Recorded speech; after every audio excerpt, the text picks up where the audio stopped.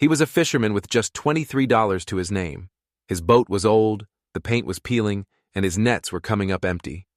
Every morning he'd stare at the medical bills for his sick mother, a stack of paper that grew taller and taller, and he'd feel the cold grip of desperation tighten around his heart. He needed a miracle. One morning, he saw her. A woman, a stranger, struggling with a broken-down boat at the edge of the harbor. Her engine was sputtering, her face etched with frustration. To him, she was just another soul in need, another person he could help. He didn't think twice. He steered his boat, the Grace, toward her, his mind on his father's old words. The richest man isn't the one with the most money, it's the one who can afford to help others. He had no idea what those words would come to mean. He didn't know that the woman in the simple clothes, with the troubled look in her eyes, wasn't just some tourist in over her head. He didn't know she was a billionaire. He didn't know she could buy his entire town, his boat, his whole life, with the loose change in her designer purse. And he certainly didn't know that she was there on a secret mission. She was looking for something her money could never buy. An honest man. She had orchestrated the whole thing, the broken boat, the damsel in distress act. It was all a test. A test to find someone who valued kindness over cash, integrity over inheritance. He was just a fisherman trying to survive. She was a predator hunting for honesty. He fixed her boat, his calloused hands moving with a skill born from a lifetime at sea. He refused her money. He offered to teach her how to fish, seeing only a woman who needed a hand. He had no idea he was walking straight into her trap. And she had no idea her perfect, calculated experiment was about to go horribly, beautifully wrong. Because as she stepped into his world, a world of hard work, simple kindness, and quiet dignity, she would find something she wasn't looking for. And when her true identity finally exploded into the open, it wouldn't just break his heart. It would threaten to burn their two worlds to the ground. The salty wind whipped across the docks of Millport Harbor, carrying the scent of brine and diesel. It was the smell of home for Jack Morrison. At 32, his face was already a roadmap of his life, etched with lines from squinting at the sun and smiling through hardship. The first light of dawn cast a soft glow on the peeling paint of his boat, the Grace, named by his late father for all the things in life that were beautiful and couldn't be bought. He ran a hand over the worn wood of the railing. The boat needed work. The engine coughed and sputtered on a good day, and the hull had more patches than original paint. But it was his. It was his legacy, his prison, and his only hope. He checked his wallet again, a pointless ritual. The contents hadn't changed. $23 and a crumpled receipt from the pharmacy. His mother's medication costs had doubled, a silent, crushing weight he carried alone. He'd never let her see the worry in his eyes. He'd just wake up earlier, fish longer, and pray harder. He always made it work. Somehow. "Morning, Jack!" The voice belonged to old Tom, his pristine charter boat gleaming 2 slips down. Tom catered to the tourists, the city folk with deep pockets who wanted to play fisherman for a day. Heard the tuna are running thick out by the Outer Banks. Jack managed a smile, a familiar ache in his chest. "Thanks, Tom. Maybe I'll head out there." It was a lie. The Grace wouldn't make it that far. Her engine was a ticking time bomb, and he didn't have the money for the parts, let alone the mechanic's labor. He was stuck fishing the closer, overfished waters where the big commercial trawlers had already scraped the ocean floor clean. As he loaded his gear, his hands moved with the muscle memory of 1,000 identical mornings. His father had taught him everything. How to read the water's mood, how to mend a net, how to respect the sea. "The sea provides," his father used to say, "but only to those who listen." The words echoed in the empty space his father left behind. He guided the Grace past the harbor's mouth, past the gleaming yachts and pleasure cruisers that were slowly taking over the docks. Tourism, everyone said, was the future of Millport. But Jack couldn't imagine being anything other than what he was, a fisherman, like his father and his father before him. It was in his blood, in his bones. 3 hours later, His nets came up light. Again. A handful of fish, barely enough to cover his fuel for the day. He sighed, checking the gauge. He had enough for one more try, one more prayer to the unforgiving sea. As he prepared to move to a different spot, he heard it. A sound that made his experienced ears prick up. The sputtering, desperate cough of a failing engine.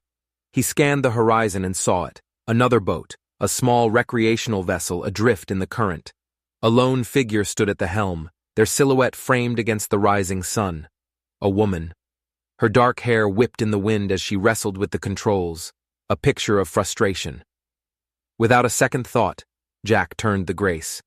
He didn't think about his empty nets, his dwindling fuel, or the bills piling up on his kitchen table. He just saw someone in trouble. His father's other favorite saying came to mind, a phrase that felt more like a commandment. The richest man is the one who can afford to help others. He had no idea how ironic those words were about to become. He had no idea he was steering his boat, his life, directly into the path of a woman who could buy and sell him 1,000 times over. And he had no idea that this single act of kindness was about to change everything. Miles away, in a different world, the New York City skyline glittered like a field of diamonds outside the floor-to-ceiling windows of Bennett Enterprises. But Sarah Bennett wasn't looking at the view. Her gaze was fixed on the stunned faces of her board of directors. The silence in the room was so thick you could cut it with a knife. A 6-month sabbatical? Charles Whitney, her CFO, finally stammered. His perfectly tailored suit seemed to shrink around his sudden unease.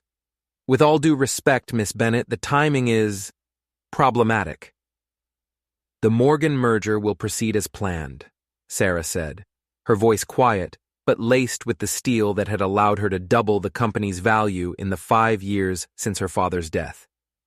At 35, she was a titan of industry, a queen in a glass castle. I have overseen every detail. The wheels are in motion.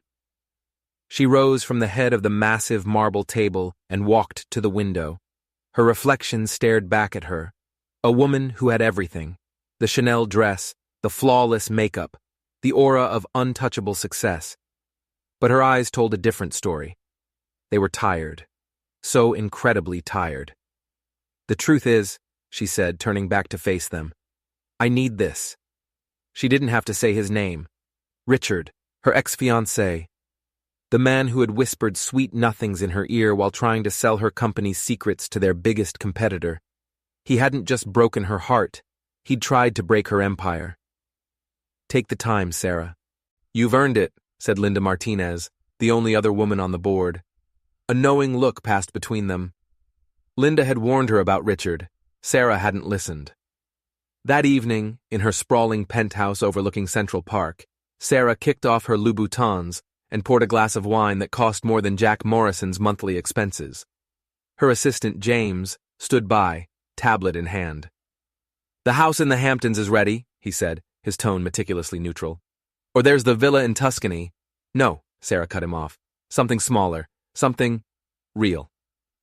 She walked past rows of designer gowns to a section of her closet she rarely opened, a pair of jeans, a simple sweater. I want to disappear, somewhere nobody knows the name Bennett. James looked concerned. Sarah, after Richard. Is this wise? This isn't about Richard, she lied, though they both knew it was. He was the third man in 5 years who had seen her as a walking, talking bank account. It's about finding out who I am without all this. She gestured at the opulent room, the art on the walls, the silent testament to a life of gilded isolation. I found a small coastal town, James said reluctantly. Millport. It's quiet. Primarily a fishing community. I can have a luxury rental prepared. No luxuries, Sarah insisted, pulling out the jeans. I want to understand how other people live, the ones who aren't in the 1%. 2 days later, she stood in a modest rental cottage in Millport, hardly recognizing the woman in the mirror. The designer labels were gone, replaced by practical boots and a plain sweater. Her hair fell in natural waves around her shoulders. For the first time in years, she looked anonymous. The boat has been arranged as you requested, James informed her, looking deeply uncomfortable in his own casual attire. Though I still fail to see why you insisted on one with known engine troubles. Sarah smiled, a genuine, unpracticed smile. She thought of her father. Despite building a financial empire, he'd always told her, "True character is revealed in how people treat those who can do nothing for them. The best way to know a man's heart is to need his help." "And if you find someone?" James asked, his skepticism clear. "Someone who passes this test?" Sarah stared out the window at the harbor, at the weathered fishing boats returning with their day's catch. "Then maybe," she said softly, "I'll finally find something real." She picked up her bag. Out there, no one knew she could write a check that would solve every problem in this town. For the first time, people would see her. Not her money, not her name, just her. As she walked down to the docks, the salt air felt different. It was authentic, unfiltered. She saw a fisherman securing his boat, his hands moving with a practiced, confident grace. There was something about him, a quiet strength that caught her eye. She didn't know his name. She didn't know about his sick mother or his $23. All she knew was that he was her target, her experiment. Tomorrow, her carefully staged boat trouble would bring them together, and a story would begin that would challenge everything she thought she knew about love, worth, and the true price of a human heart. The morning sun was just beginning to burn through the coastal fog as Sarah put her plan into action. She stood on the deck of her rented boat, the hood of the engine compartment propped open, feigning a struggle. James had done his job perfectly.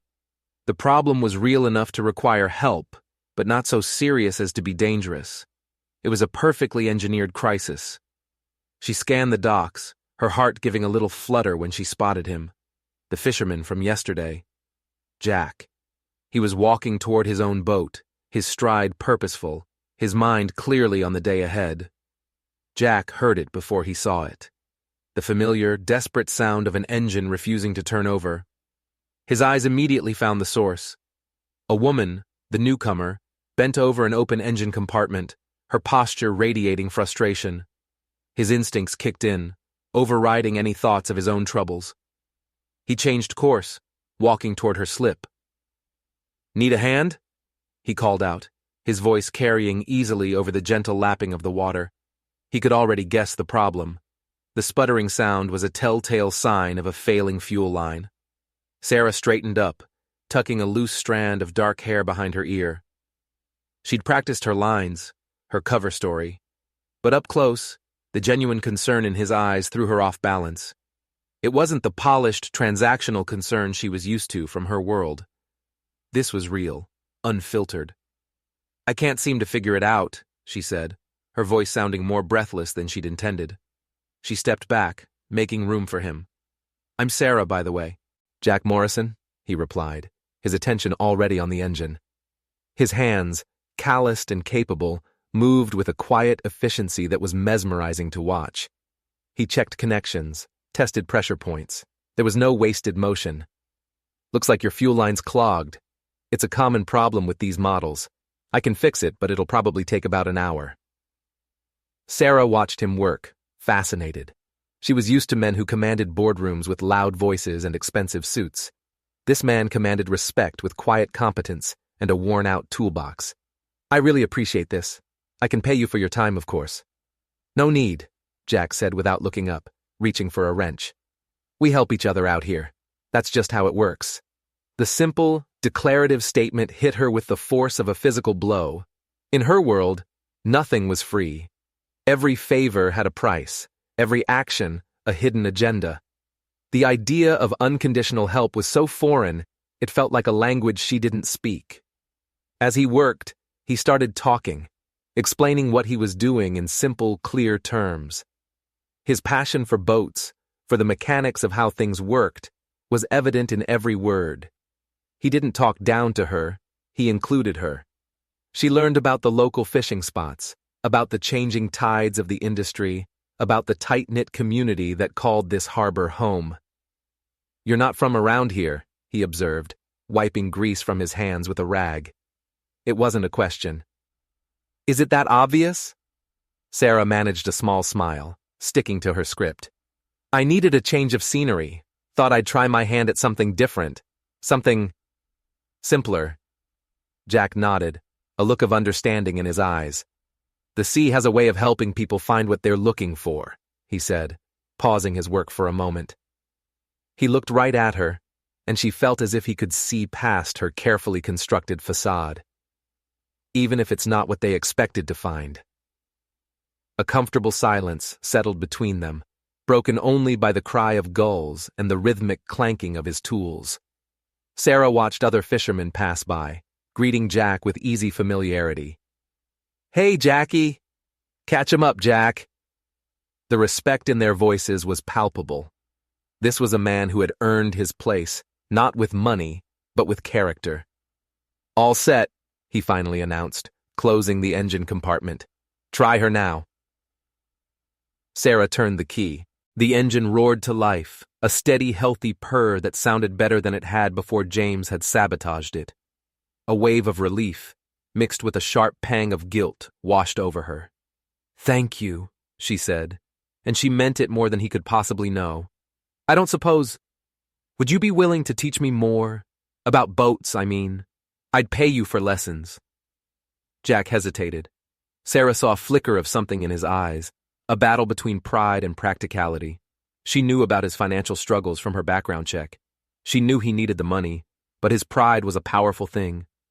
Tell you what, he said finally, a decision made. You can join me on my runs, learn by doing, no charge, but... A slow, genuine smile spread across his face, lighting up his tired eyes. An extra pair of hands is always useful. That smile did something to her. It was a warmth that spread through her chest, a feeling that had nothing to do with her experiment and everything to do with the man standing in front of her. As she watched him walk back to his own boat, the Grace, she felt the full weight of her deception. She'd come here to test a man's integrity, to find proof that genuine people still existed. She hadn't expected to find someone whose authenticity made her feel like a complete fraud. From his own boat, Jack found himself glancing back at the woman, Sarah. There was something about her, a mixture of strength and vulnerability that intrigued him. He shook his head, forcing himself to focus. He had nets to check and bills to pay. He couldn't afford distractions, no matter how beautiful or mysterious they might be. Neither of them knew that this simple exchange on a weathered dock had set in motion a chain of events that would unravel both their lives. A storm was coming, one that had nothing to do with the weather, and it would test everything they thought they knew about worth, trust, and the true value of a person. The sun climbed higher in the sky, but Jack was still hunched over Sarah's engine. What he'd initially thought was a simple clogged fuel line had revealed a series of other small, nagging issues. A cracked gasket here, a frayed wire there.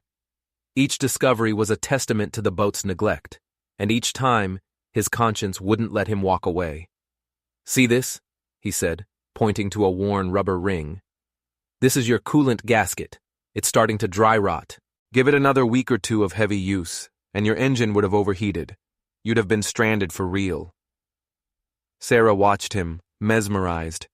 He spoke with a quiet authority that was more compelling than any boardroom presentation she'd ever witnessed. In her world, confidence was a performance. It was loud, aggressive, and dressed in Armani. Here, confidence lived in calloused hands, in the patient way he explained complex mechanics, in the steady, focused look in his eyes. He pulled a new gasket from his own well-organized toolbox and began to fit it into place. You just carry spare parts around with you?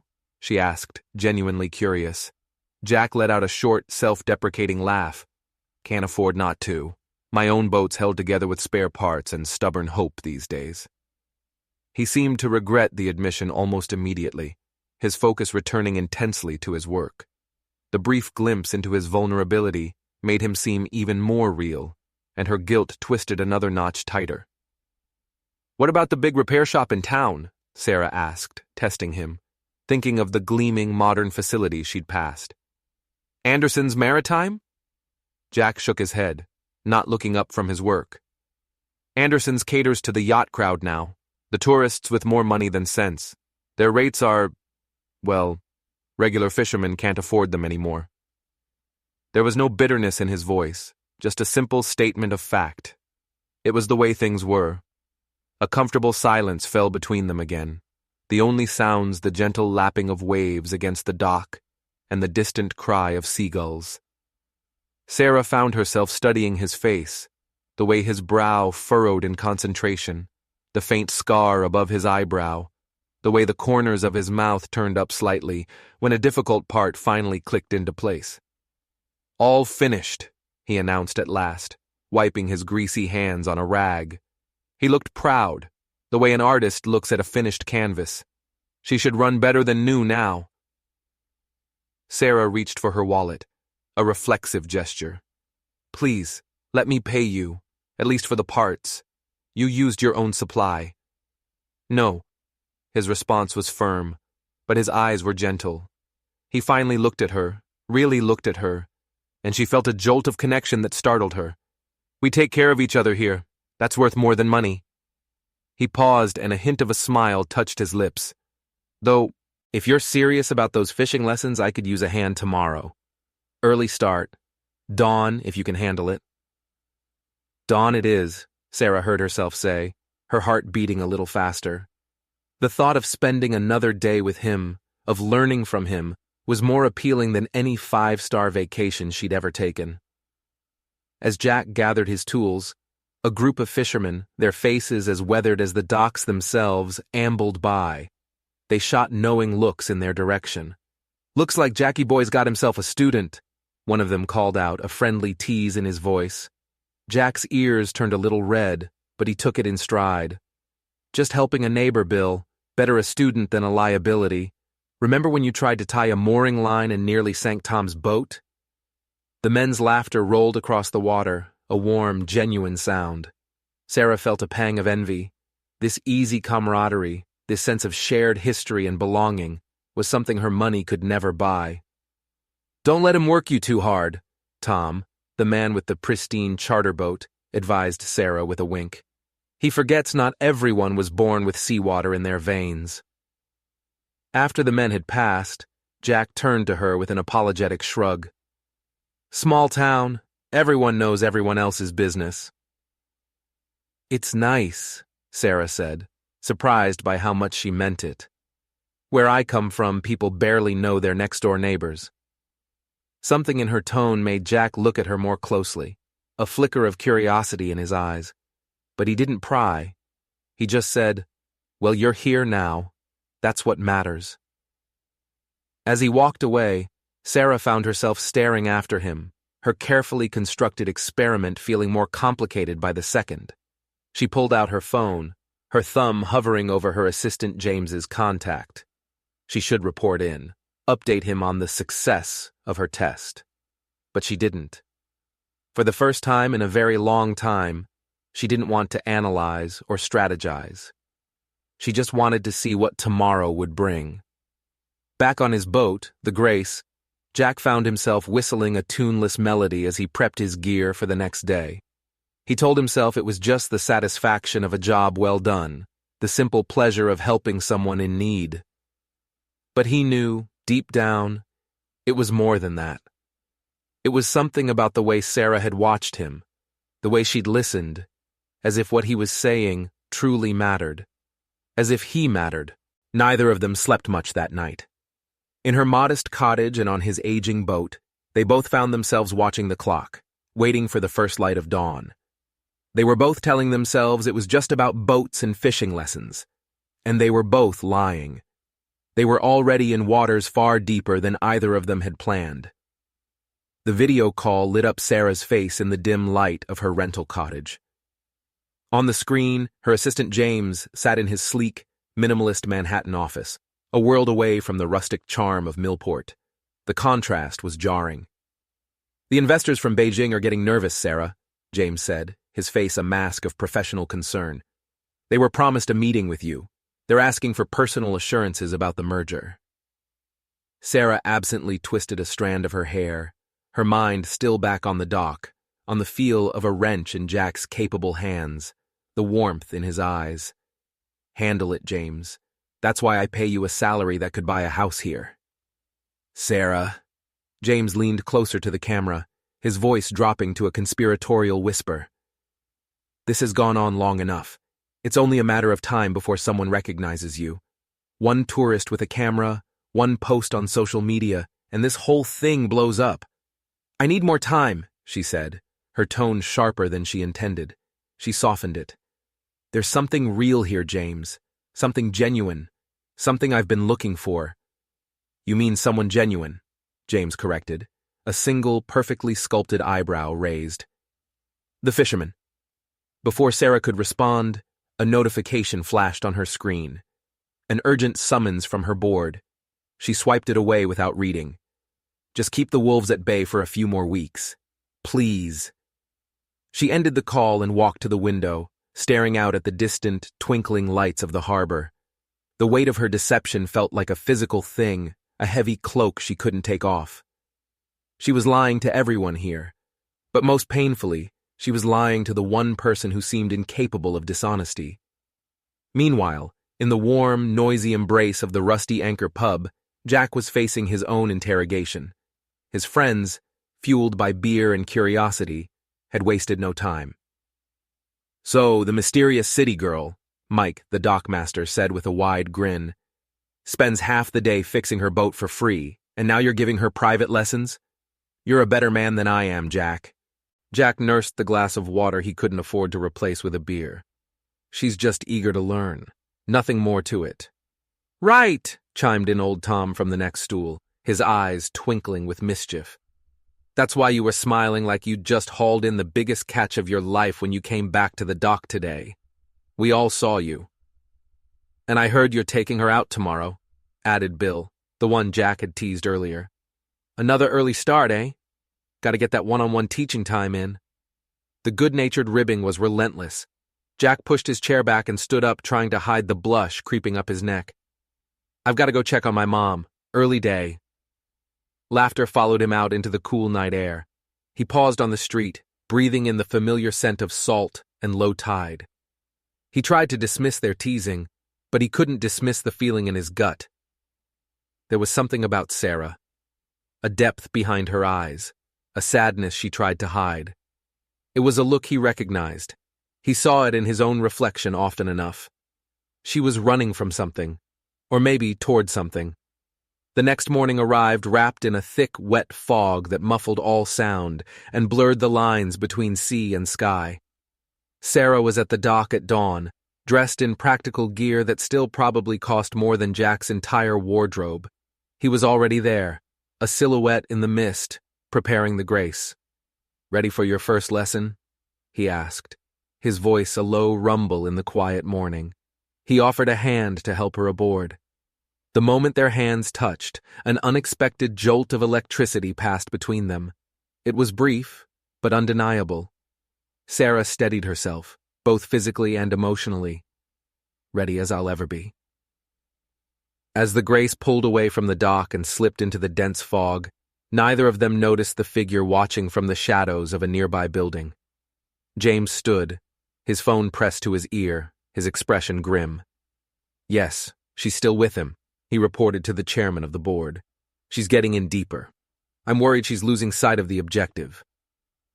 Out on the water, the fog enveloped them, creating an intimate, isolated world. There was only the boat, the gray mist, and the two of them. Jack stood behind Sarah at the helm, his hands gently guiding hers on the wheel. His proximity was both thrilling and terrifying. "Feel that?" His voice was soft, close to her ear, sending a shiver down her spine. "That's the current. The boat will tell you what she needs. You just have to learn to listen." Suddenly, the dark shape of a larger vessel loomed out of the fog, heading straight for them. A horn blared, a shocking, violent sound in the stillness. Sarah panicked, her hands clenching on the wheel. "Easy." Jack's voice was calm, his steady hands covering hers. He didn't take over, he guided her, helping her make the correction. "Trust yourself, trust the boat." They turned sharply, the larger boat sliding past them with only feet to spare. Sarah's heart was hammering against her ribs, and not just from the near miss. It was his touch, his quiet confidence, the implicit trust he'd shown in her. It felt more real, more vital, than any billion-dollar deal she had ever closed. As the fog began to thin, lifting like a curtain to reveal the vast, open sea, Sarah had a sinking feeling. She had come here on a mission to test a man's character. But the experiment had gone terribly wrong. The subject was now the scientist, and she was the one under the microscope. She was the one being tested, and she was failing spectacularly. Watching her at the helm, a tentative smile of accomplishment on her face as she navigated the gentle swells, Jack felt his own carefully constructed walls beginning to crumble. He'd made a promise to himself after his father died. The sea would be his only love, his only mistress. She was the only one who would never lie, never betray, never leave. But as the rising sun finally broke through the clouds, painting golden highlights in Sarah's dark hair, he realized some promises were made to be broken. Neither of them knew that their near miss in the fog was a perfect metaphor for their situation. They were two ships passing in the night, from two different worlds, on a collision course that was now, terrifyingly, inevitable. A week had passed, and a new rhythm had settled over Sarah's life. Each day began before dawn, on the rolling deck of the Grace. The scent of salt and coffee, the rumble of the old diesel engine, the quiet competence of Jack's presence beside her, these had become the anchors of her new reality. She was learning more than she ever thought possible. "You're getting good with that clove hitch," Jack observed, watching as she secured a line with a confidence that would have been unthinkable just days ago. Her hands, once soft and manicured, now bore the small nicks and calluses of honest work. She felt a strange pride in them. "I had a good teacher," she replied, her gaze meeting his over the pile of netting. The way his smile made her stomach flutter was becoming a familiar and dangerous feeling. She wasn't just learning about knots and tides. She was learning about him. She learned that he hummed tunelessly when he was concentrating. She learned that he always saved a small portion of his bait for the gulls, a ritual his father had taught him. She learned about the worry that creased the corners of his eyes whenever he talked about his mother, Catherine, and the escalating cost of her treatments. The nets came up light again, a depressingly familiar sight. Jack tried to hide his disappointment, but Sarah saw the tension in his shoulders as he sorted through the meager catch. "How long has the fishing been this bad?" she asked softly, trying to sound casual. Jack's hands stilled for a moment. He stared out at the horizon, at the vast empty expanse of blue. "Since Rainbow Enterprises moved in last year." He said the name like a curse. "The big commercial operations. They use massive trawlers, drag nets that scrape the bottom clean. They take everything before it has a chance to reach the inner waters, where guys like me can fish." He shrugged, a gesture of weary resignation. Mom's medical bills went up right around the same time. Bad timing, I guess. Sarah felt a cold dread seep into her veins. Rainbow Enterprises. The name was familiar, vaguely, from a thick stack of acquisition reports she'd signed off on months ago. A strategic expansion into marine resources, her CFO had called it. She felt the platinum credit card in her pocket, a talisman from another life. She could solve his problems with a single phone call. The thought was both a temptation and a torment. Instead, she asked, "Tell me about her, your mom." Jack's face softened, the hard lines of worry easing as he spoke. "She was a teacher, before she got sick. Still is in her own way. She always says you should never meet a person without teaching them something, and never leave them without learning something." He smiled, a real warm smile that reached his eyes. "She'd like you. She always says the best students are the ones who aren't afraid to admit they have something to learn." They worked in a comfortable silence for a while, the only sound the sorting of fish and the gentle slosh of water against the hull. Sarah noticed him rubbing his shoulder, a wince of pain crossing his face. "Old injury?" she asked. He looked embarrassed. "Not exactly. The winch on this boat. It needs maintenance I can't afford. Makes hauling the nets in harder than it should be. Puts a strain on things. The quiet confession hung in the air between them. A direct offer of money would be an insult to his pride. She'd learned that much about him. She had to find another way. "My father," she began, the words tasting strange on her tongue. "He used to say that struggle builds character." The irony was staggering. Her billionaire father, speaking from his leather-lined office, had no concept of the kind of struggle Jack faced every single day. "Sounds like a wise man," Jack replied. "Is he gone?" Sarah finished softly. 3 years ago, a heart attack, in the middle of a board, in the middle of work. She caught herself just in time. Jack's hand landed gently on her shoulder, his touch warm and reassuring through her jacket. "I'm sorry. My dad's been gone 5 years. A storm took him and his boat." The shared moment of loss created a new bond between them, deeper than the light-hearted banter and fishing lessons.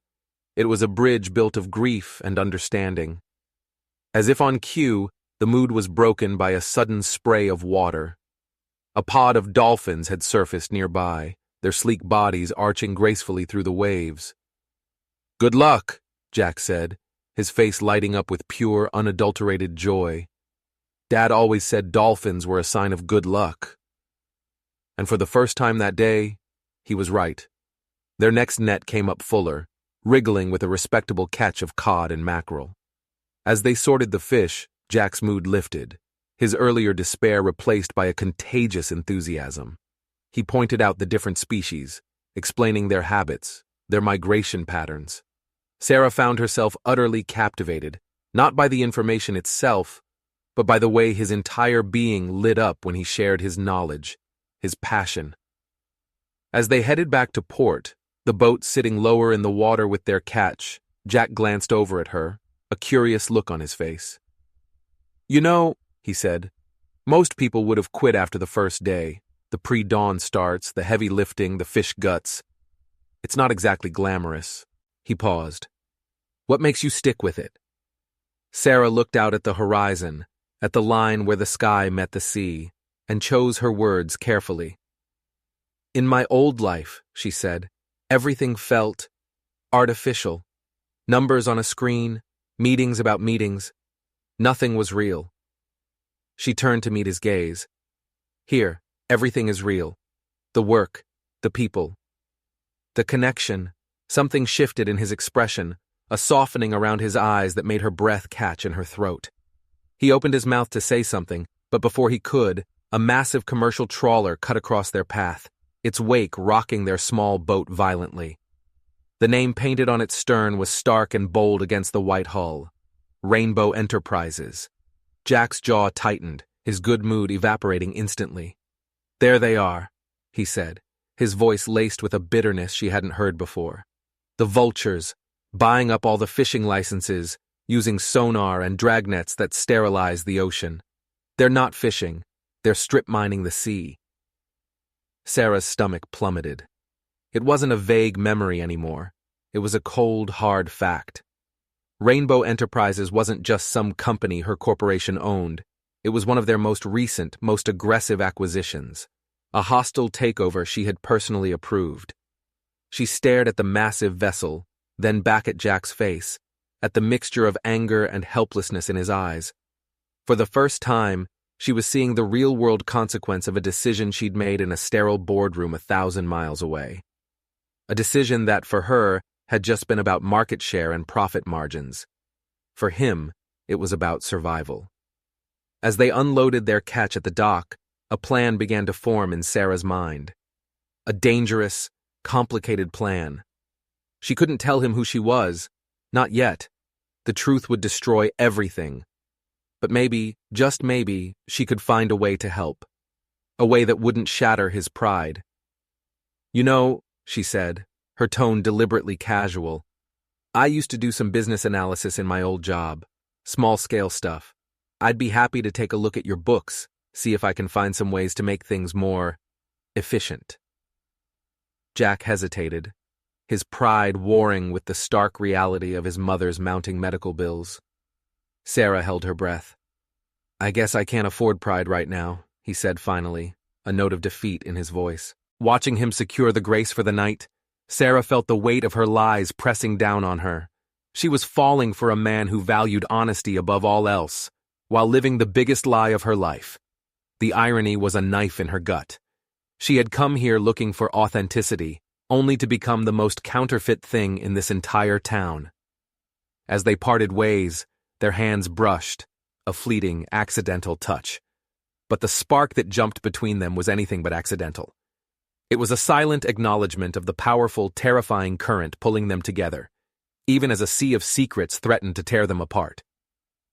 The weekend brought the Millport Farmers Market, a vibrant splash of color and life along the waterfront. Sarah walked among the stalls, a canvas bag slung over her shoulder, feeling like she'd stepped into another world.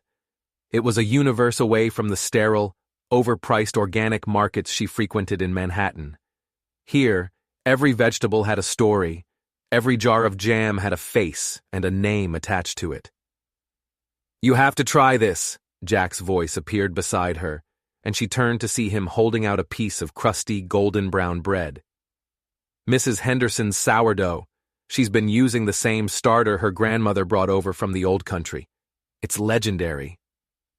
Sarah took a bite. The flavor was complex, tangy, and rich, a taste of history and patience. She closed her eyes. "This is incredible. Better than that fancy city bread that costs $20 a loaf, huh?" Jack teased, his eyes crinkling at the corners. He took her hand, his fingers lacing through hers with a natural ease that felt both thrilling and terrifyingly right. He led her through the bustling market, a slow smile on his face. He seemed to know everyone. He traded jokes with the man selling honey, asked after the tomato farmer's newborn grandson, and introduced Sarah to each vendor with a warmth that made her feel less like a tourist and more like she belonged. At one stall, an elderly woman with arthritis-knotted hands was struggling to set up her display of hand-knitted scarves and hats.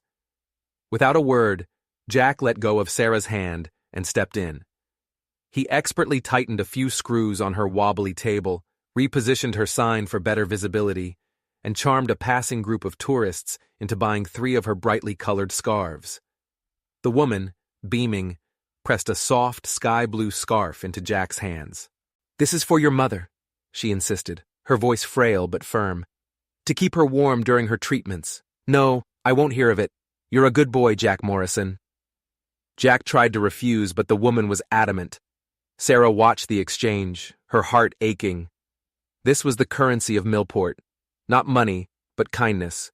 Not transactions, but connections. A fixed table in exchange for a warm scarf. A shared history of favors given and received. "Your mom's treatments," Sarah ventured as they walked on, the blue scarf now tucked carefully into Jack's bag. "Are they working?" A shadow passed over Jack's face, a familiar mixture of hope and fear. "Some days are better than others. The new medication seems to be helping, but—" He didn't need to finish the sentence. The cost was a constant, unspoken weight between them.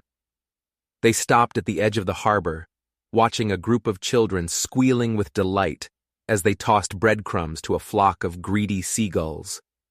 A young man with a guitar case at his feet was playing a gentle folk song, his melody weaving through the sounds of the market.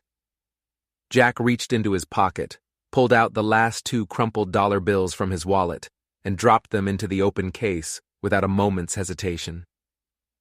"You know what I love about this town," Sarah said softly, her voice thick with emotion. "Everyone takes care of each other. There are no hidden agendas. No one's keeping score." "Not like where you're from?" Jack asked, his gaze steady and searching. Sarah thought of the cutthroat board meetings, the constant political maneuvering, the way every relationship was a strategic alliance. "Let's just say kindness usually comes with a price tag attached." "Must be lonely," Jack observed simply. His hand found hers again, a silent offering of comfort. The simple, unpretentious gesture felt more intimate than any grand romantic display she had ever experienced. They stood in a comfortable silence, side by side, as the sun began its slow descent, painting the harbor in fiery strokes of orange and pink. The guitarist switched to a slower, more romantic tune. On the weathered boardwalk nearby, a few older couples began to dance, their movements slow and familiar. "Care to dance?" Jack asked, a hint of shyness in his eyes. "I don't know this kind of dancing," Sarah admitted, thinking of the stiff, formal ballroom lessons she'd endured for charity galas. "No proper steps needed," Jack said, a slow smile spreading across his face. He pulled her gently toward the music, his hand settling on the small of her back. "Just feel the music." And so she did. As they swayed together under the darkening sky, surrounded by the quiet magic of the evening, Sarah felt the last of her carefully constructed walls begin to crumble. His hand was warm and solid on her waist. His presence was a steady, grounding force.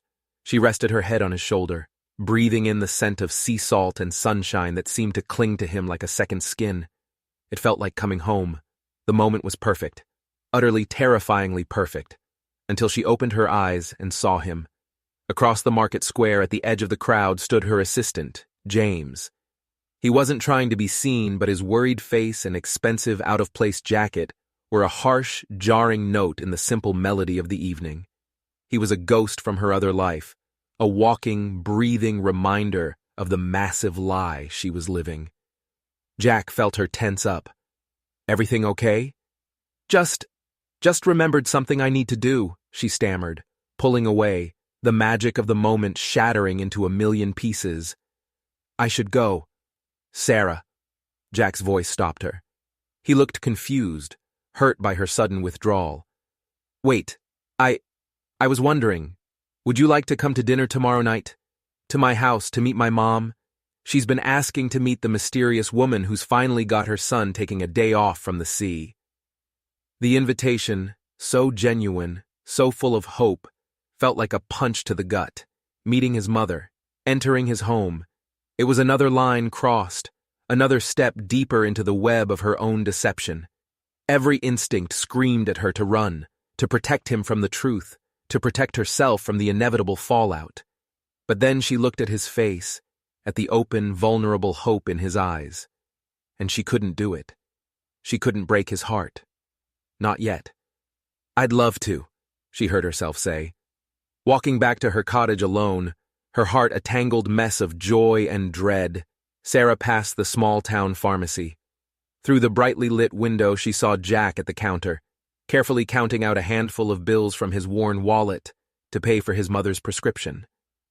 The sight of his quiet struggle, his unwavering devotion, solidified a decision in her mind. She had to help him, not with a simple handout, but in a way that would preserve his dignity, his pride. Back in her cottage, she ignored the 3 urgent emails from her board and the text from James, warning her about impending press inquiries. Instead, she stood at her window, watching the lights of the harbor twinkle in the darkness. She wondered how it was possible for a woman who owned half of Manhattan to feel more at home in a small fishing town, in the arms of a man who owned little more than a boat and an unshakable sense of integrity.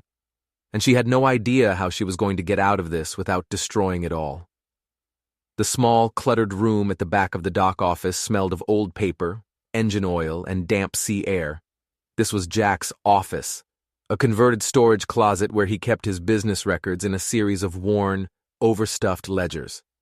For Sarah, who was used to analyzing multi-billion-dollar spreadsheets in a climate-controlled skyscraper, it was like stepping back in time. "Your biggest single expense is fuel," she said, her finger tracing a column of numbers. "By a huge margin. But you always take the same route out to the same fishing grounds. It's habit." Jack leaned over her shoulder to look at the ledger, his arm brushing against hers. The casual contact sent a familiar jolt of electricity through her. "That's where the fish are," he said simply, "or where they used to be, before the big trawlers scared them all away." "Not necessarily," Sarah said, pulling out a nautical chart she'd picked up. In her spare time, she'd been doing more than just feeling guilty. She'd been researching. "I've been talking to some of the other fishermen, tracking the local catches against the tide schedules and the commercial fleet movements." She had, of course, supplemented this with satellite data and proprietary shipping logs she'd accessed through her corporate accounts. There's a pattern. The big Rainbow Enterprises trawlers move through the Outer Banks on a predictable schedule. If we time it right, there's a 2-day window where the coastal grounds are clear and the fish start to move back in. If we time it right? Jack's question was soft, but it hung in the air between them, loaded with unspoken meaning. Sarah felt a blush creep up her neck. I mean, your operations. But they both knew the truth. It had stopped being about his operations days ago. This had become their project. For the next few hours, they were a team. Sarah, careful to disguise her CEO-level strategic thinking as common sense and things she'd read about, mapped out a new business plan. She identified smaller, closer fishing spots that were overlooked, calculated optimal times to fish based on tidal flows and competitor movements, and even suggested a way to pre-sell his catch directly to local restaurants, cutting out the middleman and increasing his profit margin. Jack watched, listened, and absorbed, his initial skepticism slowly transforming into a dawning sense of hope. His eyes, which so often held a weary resignation, began to light up with a spark of excitement she hadn't seen before. This could actually work, he said, staring at the charts and figures scattered across the dusty desk. This could really work. With the fuel savings alone, Mom's new treatment wouldn't be such a stretch. The mention of his mother was a sharp reminder of their dinner plans, and Sarah's stomach did a nervous flip-flop. Meeting Catherine Morrison felt like a point of no return. It made everything more real, the connection deeper, and the potential for heartbreak exponentially greater. Speaking of your mom, Sarah ventured, trying to keep her voice steady. Should I bring anything tonight? A dessert? A bottle of wine? Jack's smile was worth every ounce of her anxiety. Just yourself. She's excited to meet you. Says anyone who can get me to actually take a day off and look at a ledger must be someone special. Their eyes met across the desk, and the air between them crackled. He moved closer, his hand covering hers where it rested on the open ledger. His touch was warm and firm. Sarah's heart hammered against her ribs as he leaned in, his gaze dropping to her lips. The world seemed to shrink, the dusty office fading away until there was only him, his touch, the scent of the sea on his skin. Jack! The voice boomed from the doorway, shattering the moment like a pane of glass. It was old Tom, his face alight with excitement. You've got to come see this. The whole harbor's out here. They pulled apart, flustered.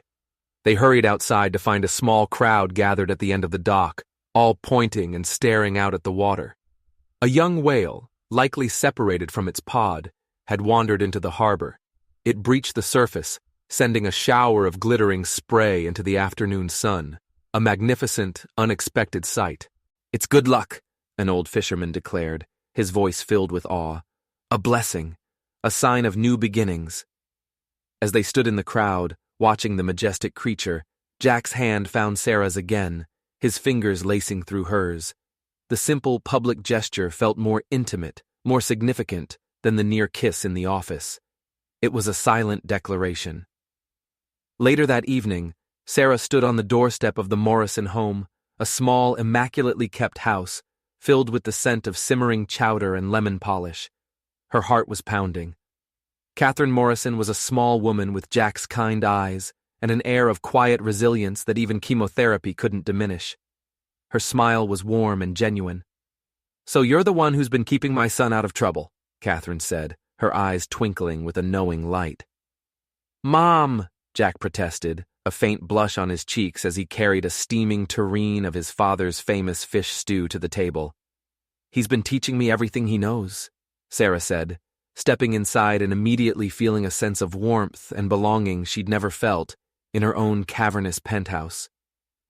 She helped set the table, a simple domestic task that felt utterly foreign and deeply satisfying. Throughout dinner, Sarah was captivated. She listened to stories of Jack's childhood, of his father's love for the sea, of Catherine's years as a beloved first-grade teacher. Each story was a piece of a puzzle, forming a clearer picture of the man she was falling for, a man shaped by love, loss, and a deep-rooted sense of community. You know, Catherine said later, as Jack was clearing the dishes. "I haven't seen him smile this much, this freely, since before his father passed."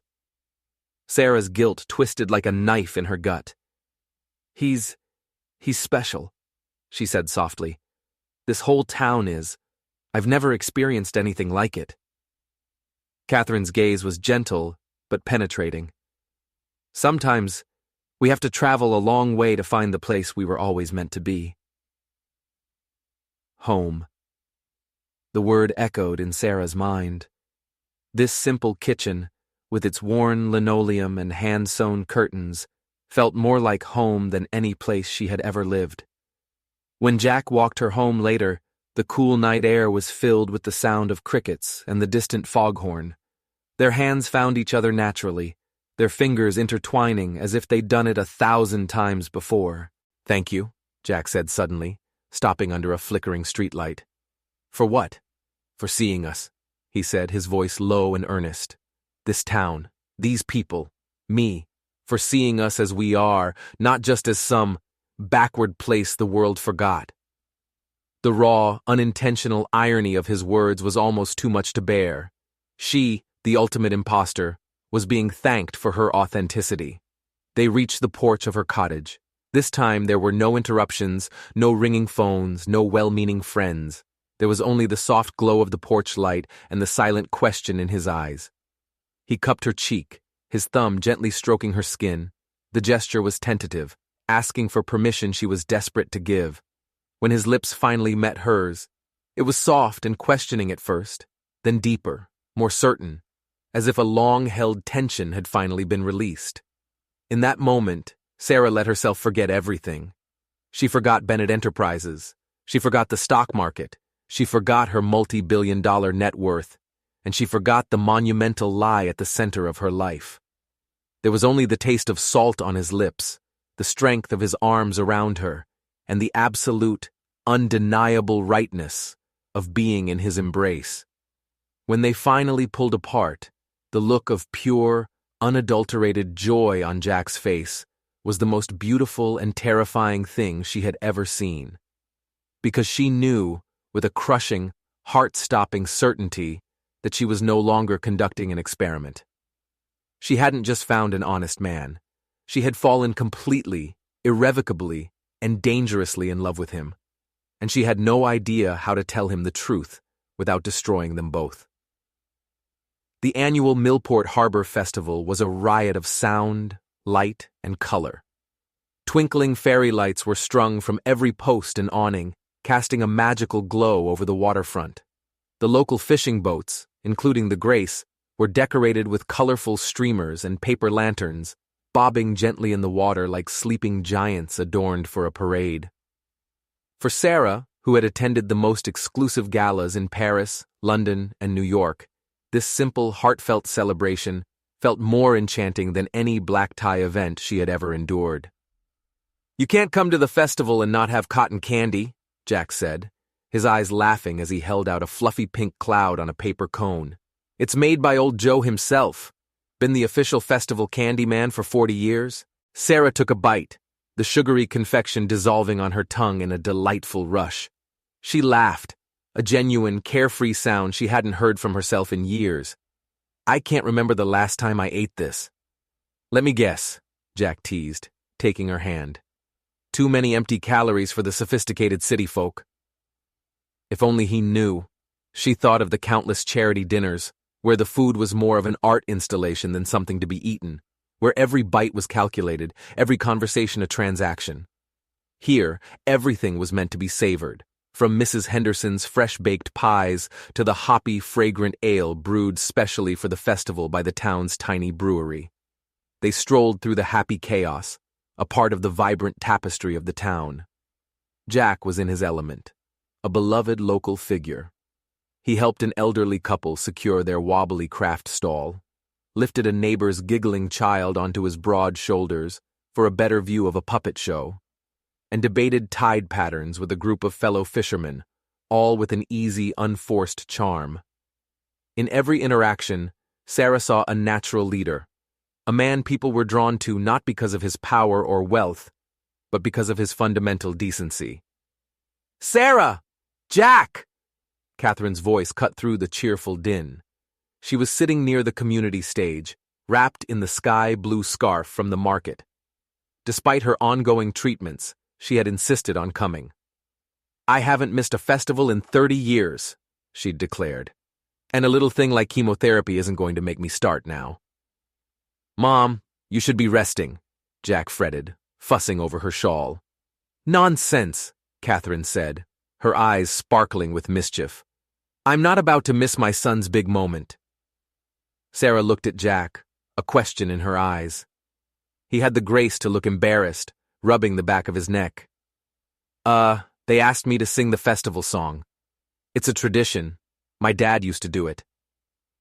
"He has the most beautiful voice," Catherine confided in Sarah, her voice filled with motherly pride, "just like his father." Before Jack could protest further, the festival organizer was beckoning him toward the stage. He gave Sarah's hand a nervous squeeze before weaving his way through the crowd. The opening notes of a hauntingly beautiful sea shanty, played on an acoustic guitar and a fiddle, filled the air. And then, Jack's voice. It was rich, warm, and clear, filled with an emotion that transcended mere performance. He sang of the sea, of love lost and found, of the enduring spirit of a small town that refused to be forgotten. Sarah felt tears prick her eyes. This wasn't a show. This was a story. This was the heart of the community, set to music. Around her, people swayed, many singing along softly, their faces illuminated by the lantern light. She thought of the Grammy-winning artists she'd hired for corporate events, performers who commanded six-figure fees but had never managed to move her like this. The applause, when he finished, was thunderous and heartfelt. He made his way back to them, deflecting compliments with his characteristic humility. "Dance with me," he said to Sarah, as the band struck up a lively, foot-stomping tune.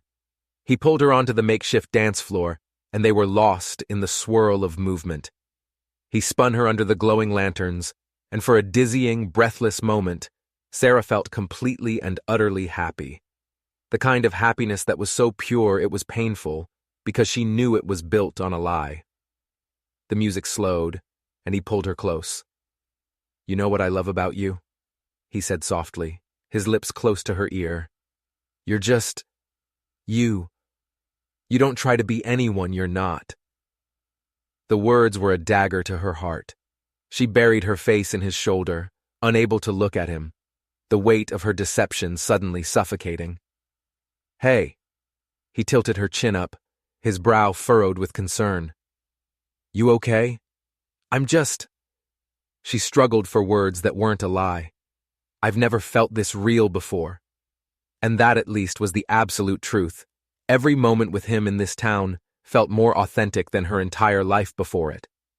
Later, they found a quiet spot at the end of the dock, away from the cheerful noise of the festival. The water below was a black mirror, reflecting the dancing lights. "Look," Jack pointed.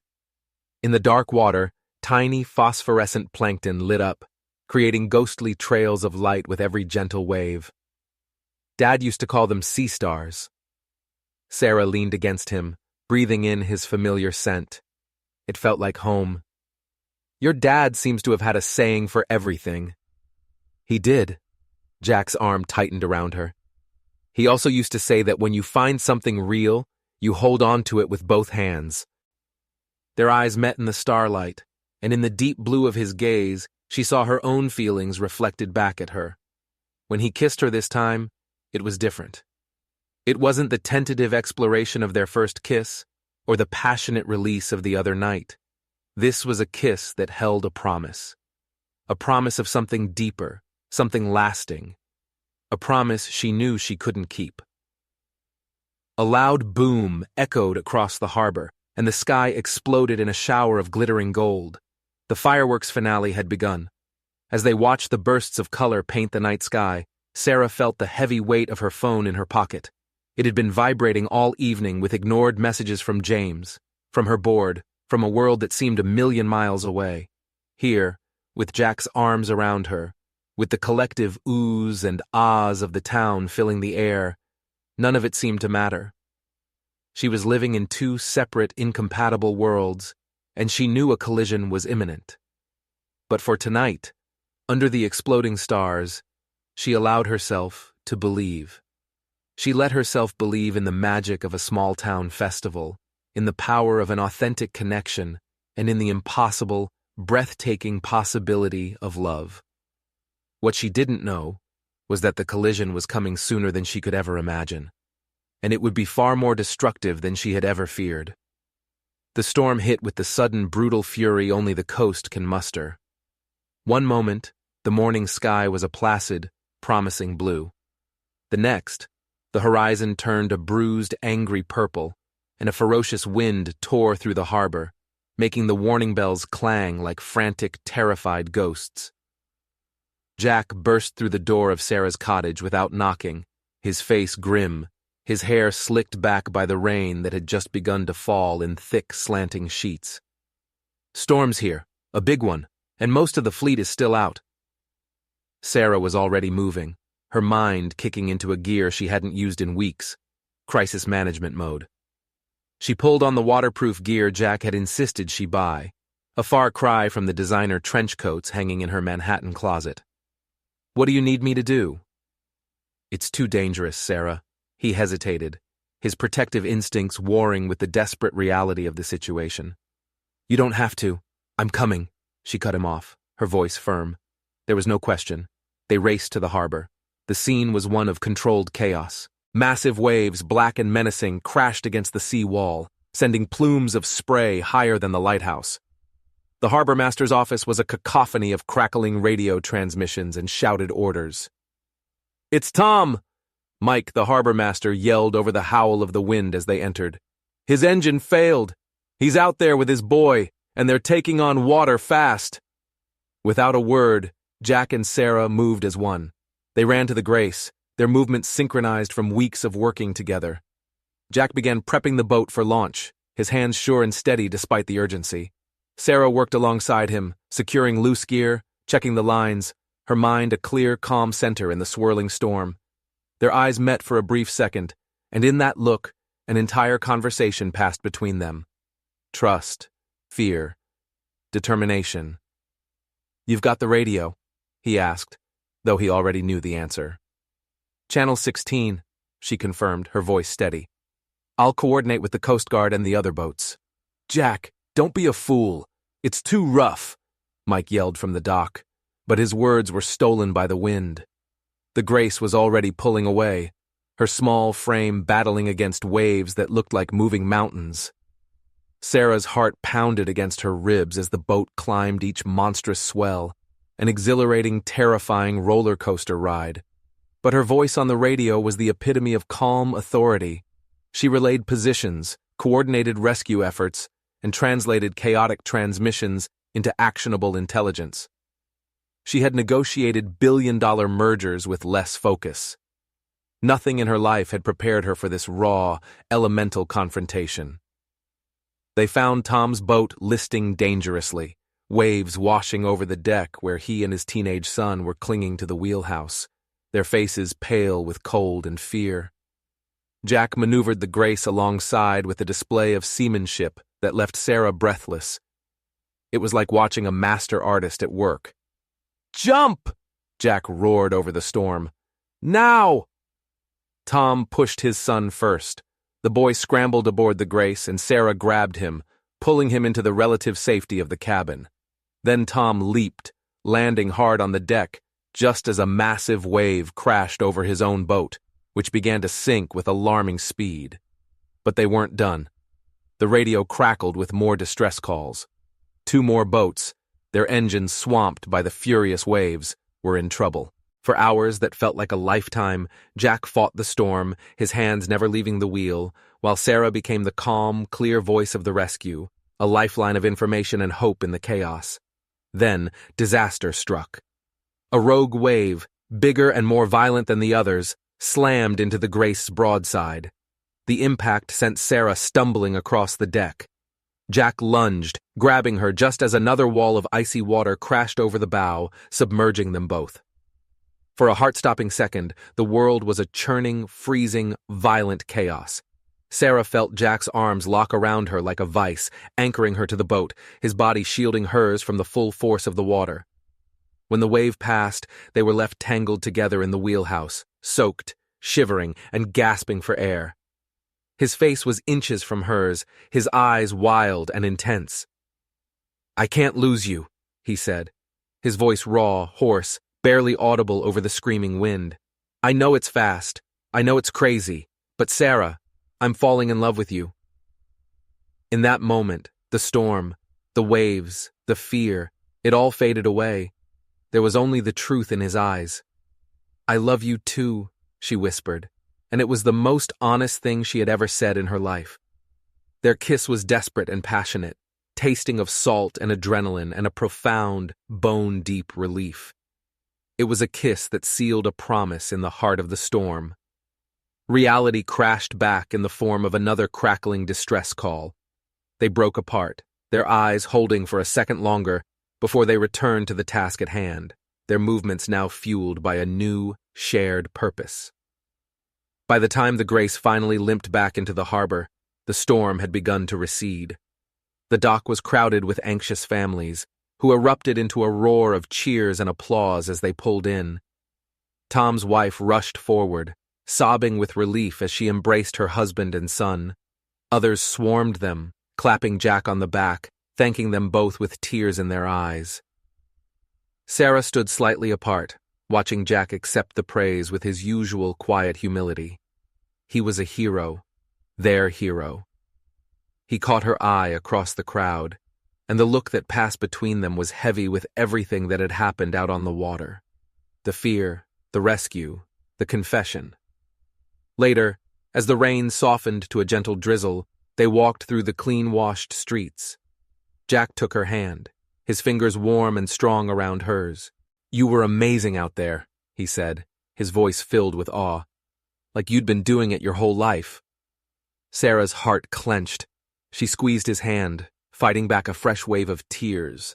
But this time, they were tears of guilt.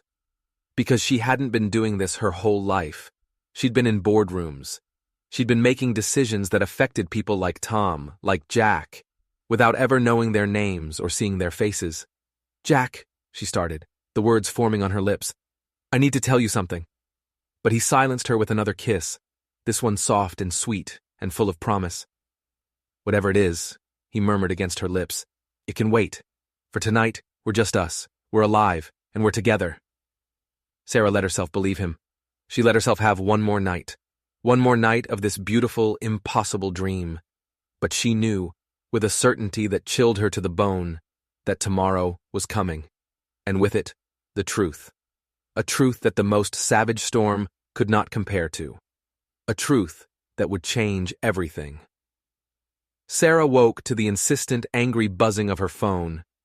She fumbled for it on the nightstand, her eyes struggling to focus.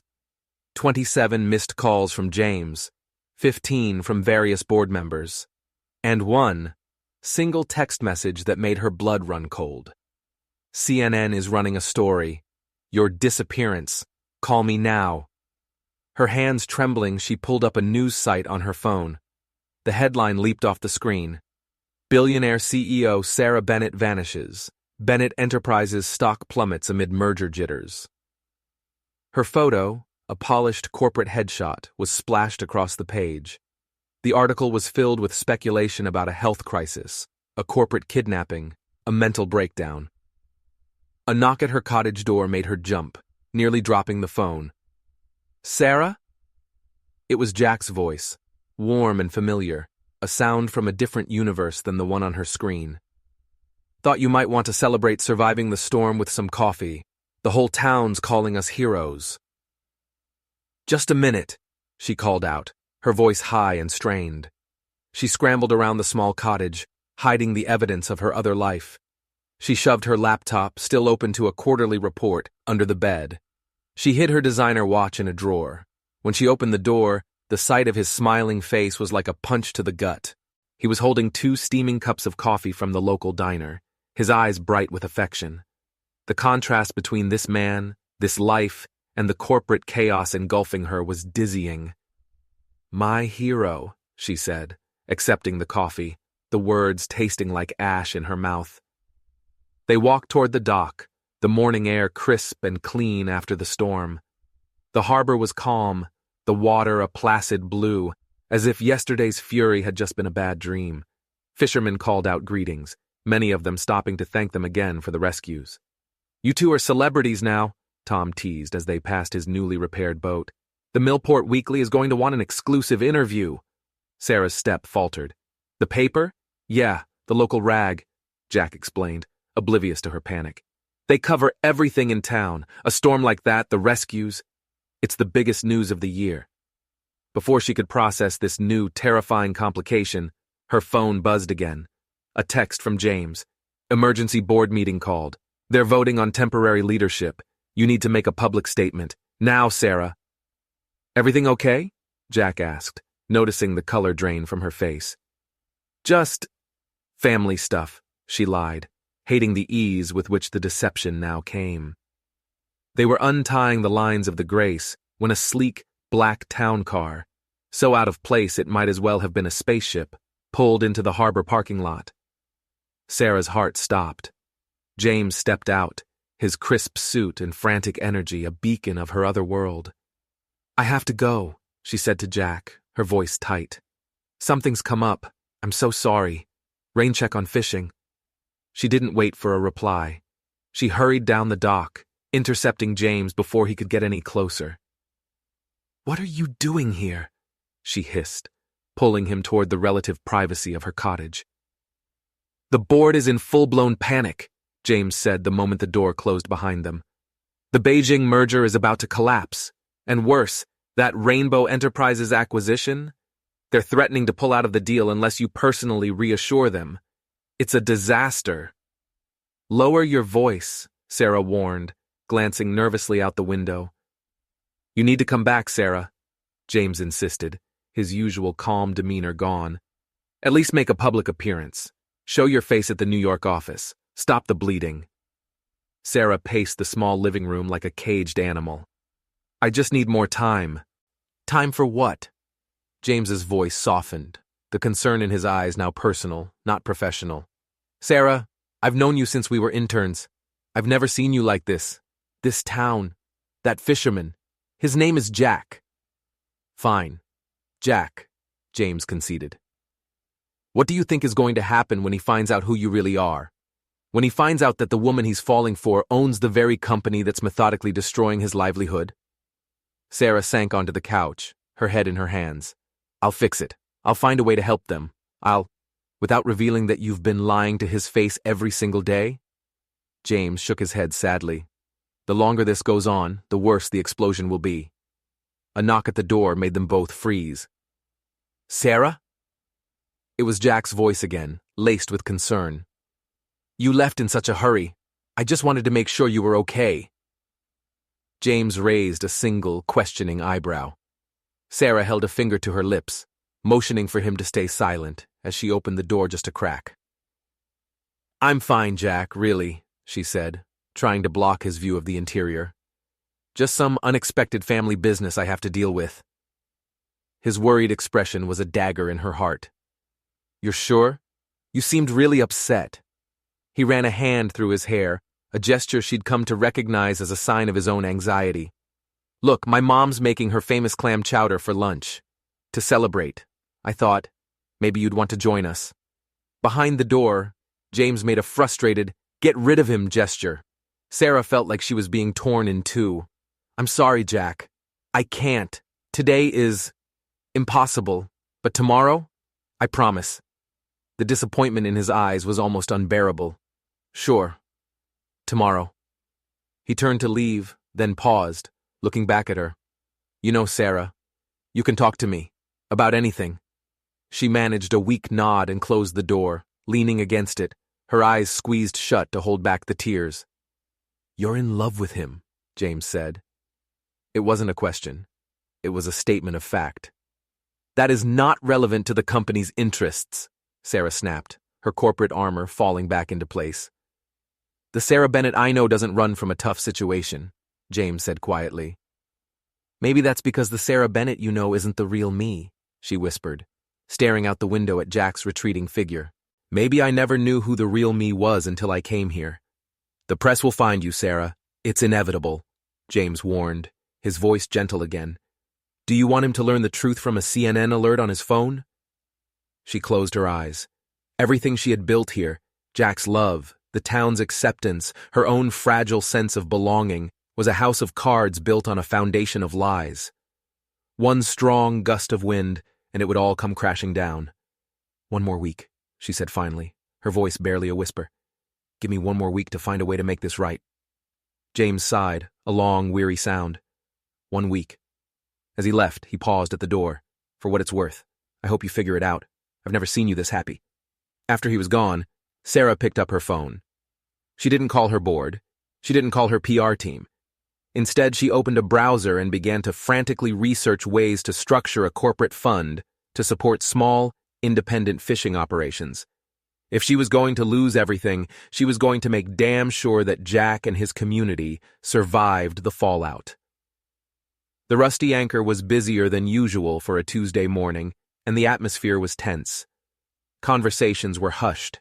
People kept glancing at their phones, then shooting furtive looks in her direction. Sarah felt a prickle of unease as she walked in, looking for Jack. He'd said he'd meet her for coffee, a peace offering after her strange behavior yesterday. Then she saw it. On the big screen TV mounted above the bar, her own face stared back at her. It was the polished corporate headshot from the news articles. CEO Sarah Bennett's prolonged and unexplained absence has sparked rampant speculation, a well-coiffed news anchor was saying. Sources now suggest the reclusive billionaire executive may be hiding out in a small coastal fishing town. The sound of shattering ceramic echoed through the suddenly silent pub. Sarah spun around. Jack stood in the doorway, the coffee mug he'd been holding now a pile of broken shards at his feet. His face was a mask of pale, stunned disbelief. His gaze flickered from the woman on the television screen to her, and then back again. The pieces were clicking into place, forming a picture of monstrous, unthinkable betrayal. Jack, she breathed, her voice failing her. Bennett, he said, his own voice a hollow whisper. Bennett Enterprises. He looked around the bar, at the faces of his friends, his neighbors, all staring at him, at her. The company that owns Rainbow Fishing, the company that's strangling this town. He took a step back, as if she were something venomous. That's you? The pub had gone completely quiet. Sarah could feel every eye on her. She could practically hear the gears turning in every mind as they connected the dots between the friendly, helpful newcomer named Sarah and the powerful, predatory CEO on the screen. I was going to tell you, she choked out, taking a step toward him. When? His voice was no longer a whisper.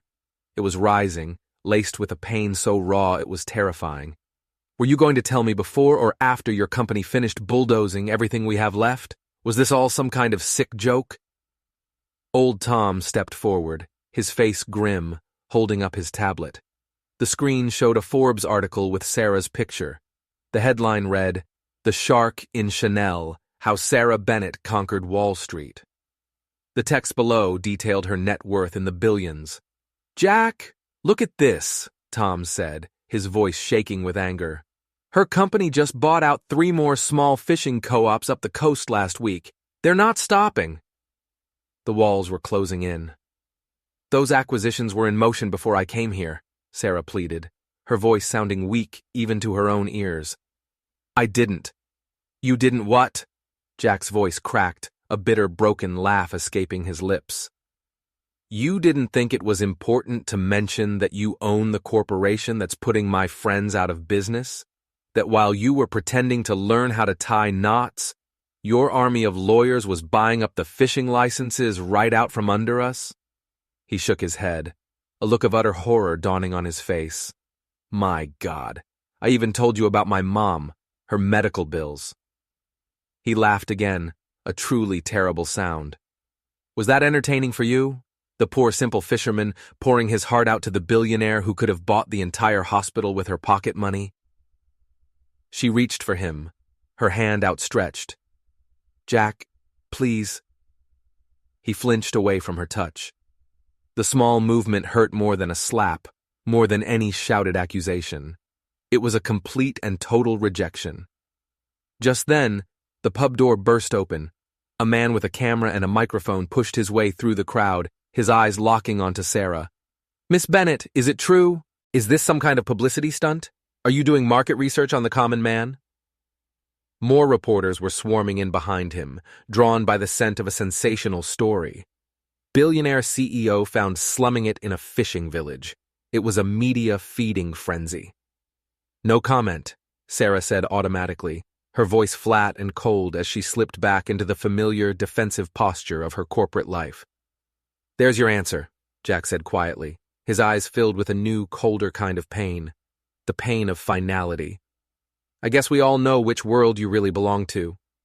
He turned and walked out of the pub. He didn't look back. Catherine, who had appeared in the doorway, gave Sarah a long, sorrowful look, one that held more disappointment than anger, before she turned and followed her son. The reporters pressed in, a wall of cameras and microphones, their questions a chaotic, overlapping barrage. "Miss Bennett, what about the Beijing merger? Is this a sign of a mental breakdown? Are you abandoning your company?" But Sarah barely heard them. Through the window, she watched Jack stride down the dock toward his boat, his shoulders rigid with a betrayal so profound it was like a physical armor. She had come here searching for something real. And in the end, she had proven herself to be the biggest fake of them all.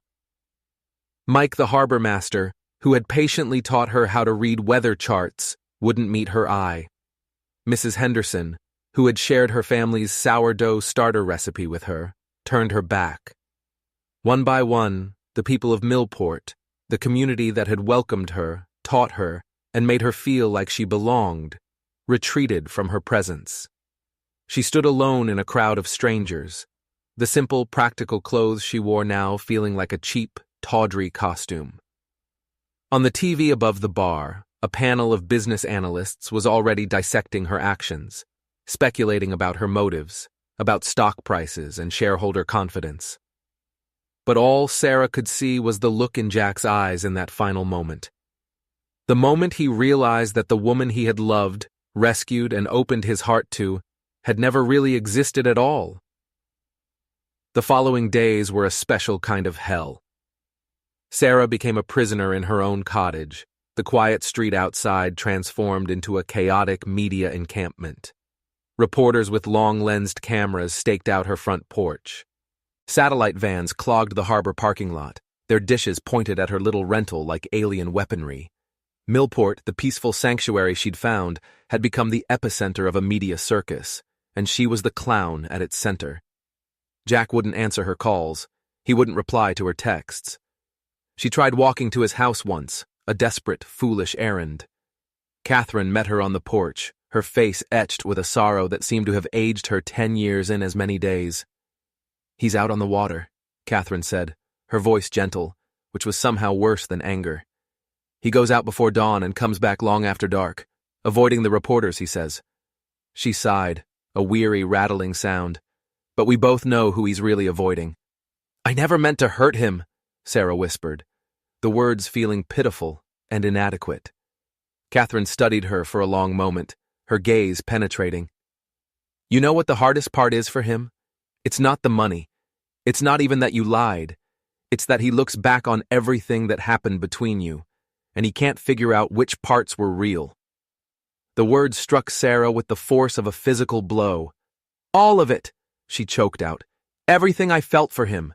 It was all real." "Maybe," Catherine said softly. "But how can he possibly believe that now?" Inside her cottage, Sarah's two worlds had collided with devastating results. James, trying to be helpful, had arranged for some of her clothes to be delivered from New York. The designer dresses and silk blouses hung in the small closet like relics from a dead civilization, looking absurd next to the waterproof gear and flannel shirts she'd grown to love. Her high-powered corporate laptop sat on the simple wooden table where she and Jack had shared coffee and laughter, a stark symbol of the life that had poisoned this one. The town itself was fractured. Some, like Tom, were convinced she was a corporate spy, a predator who had come to study her prey before devouring it. "She played us all for fools," he'd declared loudly at the rusty anchor, a sentiment that had quickly spread. Others, the ones she had worked alongside during the storm, were more conflicted. "She helped save my son's life," one fisherman argued. "That wasn't fake." "Maybe not," another countered. "Or maybe it was just research on our local emergency response systems before a hostile takeover." The speculation grew wilder each day. Her phone was a constant source of torment, buzzing with frantic messages from her board, her PR team, her lawyers. The stock had stabilized slightly now that her location was known, but the shareholders were demanding blood. They were demanding answers. One afternoon, unable to bear the confinement of the cottage any longer, Sarah pulled on a hat and sunglasses and forced herself to walk down to the harbor. She needed to feel the salt spray, to see the boats, to connect with the life she had so thoroughly destroyed. Jack's slip was empty, the grace gone. But it wasn't the boat's absence that made her heart stop. It was the crude, hand-painted, "For sale" sign hanging on the boat next to it. It belonged to old Pete, a fisherman who'd been working these waters for 50 years. "Can't compete anymore," Pete's voice, gravelly and defeated, came from behind her. He wouldn't look at her, his gaze fixed on the horizon. "The big operations, they got us in a stranglehold. Figure it's time to get out while I can still get a few bucks for her." "Pete, wait," Sarah said, her mind racing, ideas already forming. "What if you didn't have to sell? What if there was another way?" "No offense, Miss Bennett," he said, the formal title a slap in the face. He finally turned to look at her, his eyes cold and empty. "But we don't need your charity. What we needed was for you to be honest." He walked away, leaving her alone on the dock. She remembered how he'd spent an entire afternoon patiently teaching her how to tie a bowline knot, his gnarled fingers guiding hers, sharing stories of his youth. Now, he couldn't even stand to be near her. That evening, as the sun began to set, casting long, mournful shadows across the harbor, a figure approached her cottage. It was Catherine, carrying a covered dish. "You haven't been eating," she said simply, setting down a container of what Sarah knew was her famous clam chowder. "A mother knows these things." "Why are you being so kind to me?" Sarah asked, her voice cracking. Catherine eased herself onto the porch step beside her. "Because I saw the way you looked at my son when you thought no one was watching," she said. "That kind of love doesn't come from a corporate strategy memo." She paused. "I also saw the way he looked at you. I've ruined everything." "Maybe," Catherine agreed, her honesty a refreshing, painful balm. "Or maybe you just took the scenic route to finding out who you really are." She pushed herself up with a slight wince of effort. "Jack is hurting, but underneath all that anger he's just confused. Because the woman he fell in love with, the one who worked herself to the bone during the storm, who helped her neighbors without being asked, who looked at him like he hung the moon and the stars, that woman doesn't match the billionaire CEO on the television." "They're both me," Sarah whispered. I didn't know the first one existed until I came here." Catherine's hand rested on her shoulder, a brief, warm touch. "Then maybe it's time you introduced them to each other, and to my son." After Catherine left, Sarah walked to the edge of the harbor, watching the few remaining independent boats chug back in with their meager catches. Each one represented a family, a history, a way of life that her company, her world, had nearly extinguished without a second thought. She pulled out her phone and opened her photo gallery, ignoring the hundreds of unread messages.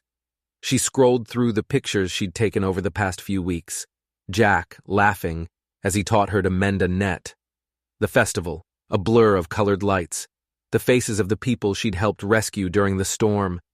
In each image, she saw a richness her billions could never buy. Authenticity, community, love. And in that moment, standing alone at the edge of the water, Sarah Bennett, the shark in Chanel, the CEO of a global empire, finally knew exactly what she had to do.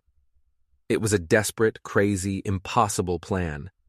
And it would either be her salvation or her final, spectacular ruin. The boardroom at Bennett Enterprises was a tomb. The silence was absolute as Sarah strode to the head of the marble table. She wasn't wearing a power suit. She was dressed in simple slacks and a sweater, the clothes of her other life. Her hair was pulled back in a simple ponytail. She looked, for the first time in her corporate career, entirely like herself. "Before anyone speaks," she said, her voice calm and steady, holding up a hand to quiet the brewing storm of questions, "I want you to look at these numbers." She clicked a button, and the large screen behind her lit up, not with stock projections or merger analysis, but with charts and graphs detailing fish populations, fuel costs for small-scale fishermen, and the declining economic output of coastal communities. "With all due respect, Sarah," Charles Whitney, her CFO, began, his face a mask of confusion. "What is this?" "This," she said, turning to face them, her eyes sweeping over the bewildered faces of her board, "is the future. The Rainbow Enterprises acquisition was a mistake. It's short-sighted, unsustainable, and ultimately unprofitable." She clicked through a series of slides, laying out the data she had gathered, the knowledge she had painstakingly acquired in Millport. She spoke of sustainable fishing practices, of traditional knowledge of breeding grounds, of community-based conservation efforts that corporate algorithms had dismissed as inefficient. "I am proposing a complete and total restructuring of our marine resources division," she announced. Her plan was radical: a partnership program with local fishermen, investment in sustainable technology, and most shockingly, an immediate halt to all aggressive buyout tactics. "This is unprecedented," one board member sputtered. "It's financial suicide." "So is this," Sarah said, her voice dropping, becoming personal. She took a deep breath. "Effective immediately, I am liquidating my personal yacht, my penthouse in New York, and my villa in Tuscany. The proceeds, estimated at over $200 million, will be used to establish an independent trust fund, the Bennett Morrison Community Trust." She hadn't asked Jack about the name, but she felt he'd earned it. "It will provide interest-free loans and grants for modernizing small fishing operations across the country, while guaranteeing their independence." The boardroom erupted into chaos. It was madness. It was career suicide. James, standing quietly in the corner, gave her a subtle, almost imperceptible nod of approval. Back in Millport that afternoon, Sarah walked into the Rusty Anchor. The pub, once the site of her public humiliation, fell silent. She ignored the stairs and walked to the community bulletin board. She tacked up a single sheet of paper, a detailed proposal outlining her plan. Within an hour, the bar was packed. Fishermen, their faces a mixture of skepticism and desperate hope, crowded around the board, reading and rereading the document. "Let me get this straight," Old Tom said, turning to face her, the proposal in his hand. "You're offering to help us upgrade our boats, modernize our gear with no strings attached. We stay independent." "That's right," Sarah confirmed, her voice clear and steady, though her heart was pounding. "The trust will provide the resources, the technology, and access to new markets. But you, the fishermen, maintain complete control of your own businesses." "And why in God's name should we trust you now?" someone called out from the back of the crowd. It was the question she had been dreading, the one she had to answer. She met their gazes, one by one. "Because you shouldn't," she said, her honesty disarming them. "You have no reason to. But I'm asking you to trust the plan, not the person. Because I learned more about sustainable business in 2 months here than I did in 15 years on Wall Street. Because this town showed me what real value looks like. And because sometimes the only way to fix a terrible mistake is to do the right thing, no matter the cost." She laid out the rest of the details: the cooperative processing facility that would create dozens of local jobs, the marketing program that would brand their catch as premium, sustainable, and locally sourced. "The papers are already drawn up," she finished, her voice raw with emotion. "I've already committed my personal funds. This isn't Bennett Enterprises trying to buy your forgiveness. This is Sarah Bennett trying to protect something precious that she almost destroyed." There was a long, tense silence. Then old Pete, The man who had been ready to sell his boat just days ago stepped forward. "I reckon," he said slowly, his eyes finding hers. "My boat could use one of those new sonar systems you mentioned, instead of a for sale sign." A ripple of murmurs went through the crowd. Others stepped forward, asking questions, pointing out clauses, debating details. Sarah answered every question, acknowledged every doubt, her transparency a stark contrast to her previous deception. Mike, the harbor master, studied her carefully. "Does Jack know about this?" "Not yet," Sarah admitted. "I needed this to be real first. Actions, not just words." As if summoned, the door to the pub swung open. Jack stood there, his face unreadable. The crowd parted for him like the Red Sea. He walked to the bulletin board, plucked the proposal from the cork, and began to read. Sarah's world shrank to that single moment.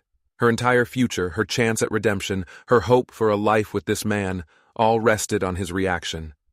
He read through the entire document, his expression unchanging. It was the longest 5 minutes of her life. "The processing facility," he said finally, his voice carefully neutral, not looking at her. "It would need to be managed by a local board, not by the trust." "I agree," Sarah said, her voice barely a whisper. "And these interest-free loans," he continued, tapping the paper. "The repayment terms need to be tied to catch size, not to a fixed schedule, to account for bad seasons." "That's a good point." He finally looked up, his blue eyes meeting hers for the first time since that terrible morning. "The Sarah Bennett on TV, the one in Forbes magazine, she wouldn't risk her personal fortune on a bunch of fishermen." "You're right," she said softly. "She wouldn't. But I'm not just her anymore. The woman who fell in love with this town, with its people, with you," her voice cracked. "She's real, too. More real than that CEO ever was." Something shifted in his gaze. Not forgiveness, not yet. But something else, understanding, maybe even a flicker of respect. He picked up a pen from the bar. "The partnership model needs work," he said, already making notes in the margins of her proposal. "We'll need guarantees from the trust about respecting traditional fishing grounds." "We." The word hung in the air, a fragile, beautiful thing. It wasn't a declaration of love. It wasn't an absolution of her sins. But it was a beginning. As they bent their heads over the proposal together, the crowd of fishermen looking on, Sarah felt a bloom of hope in her chest. She had come to Millport looking for an honest man, and in the process had been forced to find her own honesty. Now, maybe, just maybe, she could start to rebuild everything her lies had broken. 1 year later, the Millport harbor was a study in controlled, vibrant chaos. The brand-new, cooperatively owned processing facility hummed with activity, its clean, modern lines a stark contrast to the weathered wood of the old docks. Gleaming new sonar equipment sat comfortably alongside traditional hand-mended nets. It was a place of balance, a testament to the fragile bridge they had built between the past and the future. Sarah sat in her office, a simple, sunlit room overlooking the water. It was nothing like her old corner office on the 50th floor, and she had never felt more powerful.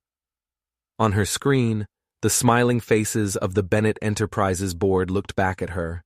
She was no longer their CEO, having officially resigned 6 months prior, but she remained their largest single shareholder and the architect of their most successful new division. "The Millport model is exceeding all projections," Charles Whitney was saying, his tone one of awe. 20 coastal communities have adopted the partnership program. Profits are up, but more importantly, fish stocks are regenerating for the first time in decades. It's revolutionary. "It's just common sense," Sarah said with a smile. The door opened and Jack walked in, still in his fishing gear, smelling of salt and honest work. He kissed the top of her head. He still fished most mornings, not out of necessity anymore, but out of love. His afternoons were spent managing the Bennett Morrison Community Trust, traveling to other towns to teach them how to balance progress and tradition. "How was the catch?" she asked, logging off her call. "Good," he said, his arm circling her waist. "And your mother called. She's officially in complete remission. She's already lobbying the town council to let her start a marine biology program for the elementary school kids. They walked out onto the docks, hand in hand, the evening light glinting off the simple silver wedding bands they wore.